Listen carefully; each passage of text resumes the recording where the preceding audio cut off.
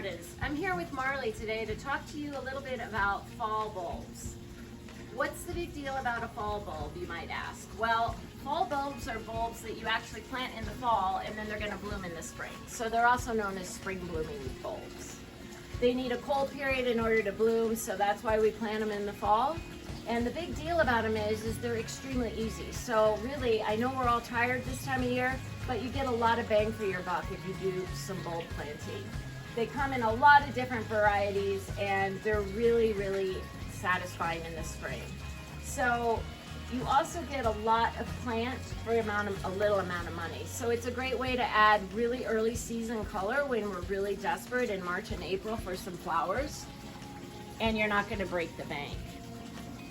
Most of the bulbs that we carry are going to be deer resistant, meaning that the deer are not going to eat the flowers. The only ones that the deer usually like are the tulips and the hyacinths, and those, just save those for spots where you might not have deer in your yard as much.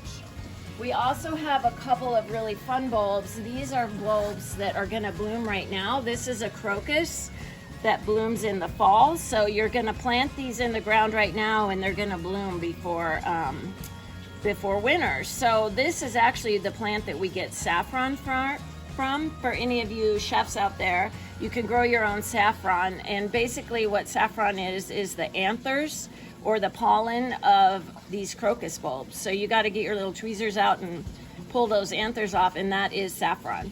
So for this, you get 15 of them, and you plant them just like you would any other bulb. As a general rule, when you're planting bulbs, you're going to plant them twice as deep as the size of the bulb. On the crocus, these are such small bulbs, I usually go a little bit deeper, and then just stand back and watch them flower. They're absolutely a treat right now to go out and see crocus blooming. The other one that we have that flowers right now is another crocus. This is the water lily crocus, and they call it that because the size of the flower is very large and the shape of it is a little bit like a water lily. And these are just absolutely beautiful. It's a little bit bigger bulb, so you're gonna plant them a little bit deeper, and they will bloom right now. And then on both of these in the spring, instead of the flower coming out early spring, you will get the leaves. So well worth your time to get these in the ground. A lot of people ask, can they do bulbs in containers? And absolutely you can. You're gonna probably have to water a little bit through the winter, but this is a great way to do some layering of your bulbs, where you might put your daffodils down deeper in the pot, and then things that are gonna bloom a little bit early, like your crocus or the Chinadoxa, you will put those closer to the top, they'll bloom, and then the daffodils will come up through it. So a lot of fun different things. Most people know about the alliums. These are the big giant Dr. Seuss kind of bulbs. These bloom in the spring. Really, really beautiful, easy to add some color. And these, you know, some of the bulbs are bigger than others. The little drumstick alliums are a lot smaller, but it's a great, great addition. Garlic is a bulb that you plant in the fall right now, but you're not going to harvest it until next summer. So these take a little bit of time to get established, and then once they mature next summer, you will harvest them then. And garlic, you just break apart. Each one of these cloves becomes a plant.